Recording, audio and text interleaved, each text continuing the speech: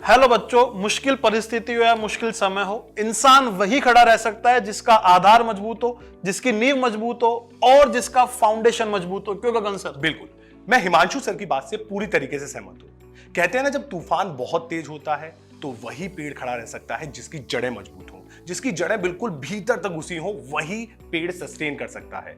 कमजोर पेड़ तूफान में उखड़ जाते हैं। अगर मैं जेई की बात करूं तो 11th क्लास को फाउंडेशन क्लास की तरह देखा जाता है। एकदम वहीं से बच्चों के फंडामेंटल कंसेप्ट डेवलप होते हैं। अगर आपका फाउंडेशन 11th क्लास मजबूत हो जाती है तो मानकर चलिए आप 12th को बड़े आराम से निकाल लेते हैं। और फिर ये देखा भी गया है, जिनका फंडामेंटल मजबूत है, जिनकी 12th भी बेहतर है, वो अच्छी रैंक स्कोर करते हैं। तो इस फंडामेंटल को मजबूत करने के लिए हम सभी लोग आपके लिए ला रहे हैं एक सीरीज। सर यशवंत सर, आप उस सीरीज के बारे में बताइए बच्चों को। बिल्कुल गगन सर। तो बच्चों, आप सभी लोगों के लिए एलन लेकर आ रहा है एक सीरीज जिसका नाम है फाउंडेशन मास्टरिंग दी फंडामेंटल कंसेप्ट्स। अब अगर मैं इस सीरीज के बारे में बताऊं गगन सर, तो इसमें लाइव लेक्चर्स रहेंगे, उसके साथ साथ बच्चों को कुछ न्यूमेरिकल्स भी करवाए जाएंगे, पीवाई क्विज भी होंगे।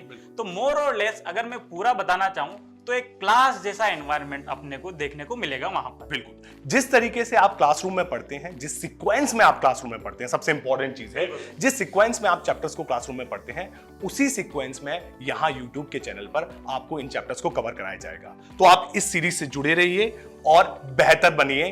तो stay tune with Allen ji.